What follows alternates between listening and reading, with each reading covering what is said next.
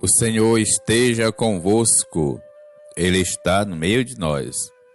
Proclamação do Evangelho de Jesus Cristo segundo Marcos. Glória a vós, Senhor.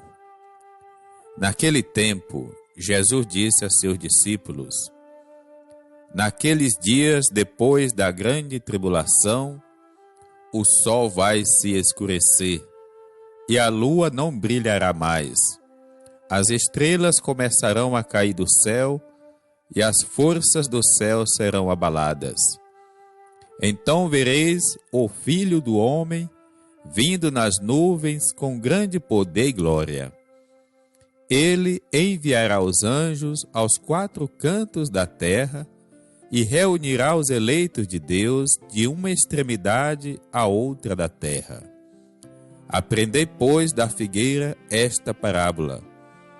Quando seus ramos ficam verdes e as folhas começam a brotar, sabeis que o verão está perto. Assim também, quando virdes acontecer essas coisas, ficais sabendo que o Filho do Homem está próximo às portas. Em verdade vos digo, esta geração não passará até que tudo isto aconteça. O céu e a terra passarão, mas as minhas palavras não passarão. Quanto àquele dia e hora, ninguém sabe, nem os anjos do céu, nem o Filho, mas somente o Pai. Palavra da salvação. Glória a vós, Senhor. Caros irmãos e irmãs, o Senhor também nos convida a olhar para o fim último de todas as coisas. Essa também será uma espiritualidade que assumimos com a liturgia. Todas as coisas passam, menos o amor que é maior do que a morte.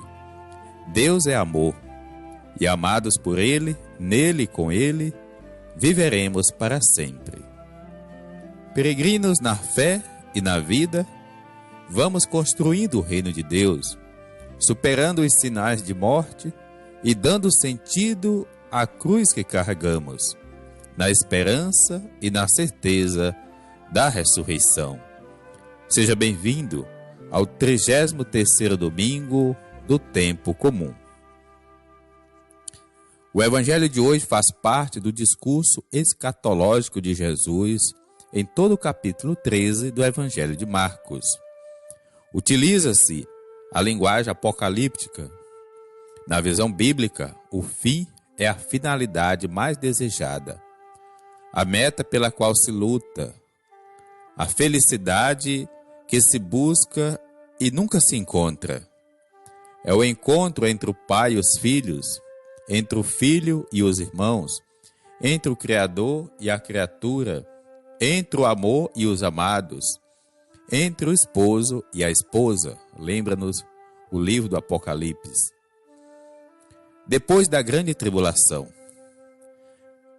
diante impérios ou reis poderosos que se julgam donos do mundo, é próprio da linguagem apocalíptica mostrar que todo o cosmo age como um sinal, a confusão das potências celestes.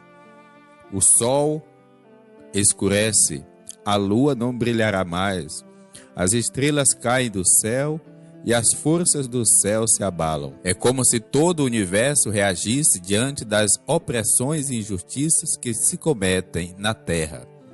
Atenção, não é o fim do mundo, mas o fim daquele mundo, que é contra a vida, contra a justiça, contra o projeto de Deus.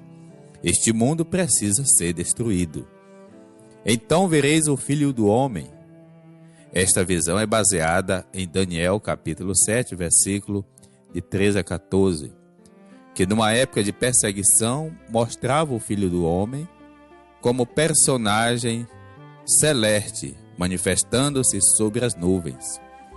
Agora a imagem é aplicada a Jesus Cristo, que depois de sofrer a cruz e morte, retornará dos céus vitorioso.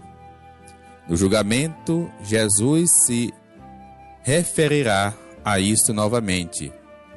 A cena mostra a ação onipotente de Deus, que vence diante da morte do Filho, ressuscita-o. Os pobres e a morte não têm a última palavra. Vindo nas nuvens com grande poder e glória, depois do julgamento de Deus e dos sinais anunciados antes, surge uma esperança. Aparece o Filho do Homem com um novo projeto, uma proposta de salvação para os justos que se mantiverem fiéis. Ele vai enviar seus anjos para todos os cantos da terra para reunir os eleitos de Deus. Como diz o ditado popular, depois da tempestade, vem a bonança. Aprendei, pois, da figueira esta parábola. Jesus alerta a comunidade a estar atenta, sempre vigilante à espera. E cita o exemplo da figueira que dá sinais. Ramos verdes e folhas brotando é sinal de que o verão está perto. Assim hoje e sempre devemos ficar sempre atentos, prontos, à espera, pois a chegada do Filho do Homem pode estar às portas. Em verdade vos digo, esta geração não passará até que tudo isso aconteça. O objetivo da frase não é indicar a data da chegada do fim do mundo, mas indicar que é preciso estar sempre vigilante. No início do cristianismo havia esta expectativa, ela deve estar sempre presente em todas as gerações. Assim, não seremos surpreendidos. O céu e a terra passarão, mas as minhas palavras não passarão. Assim como no Antigo Testamento, a palavra de Deus tem este caráter eterno e não passa.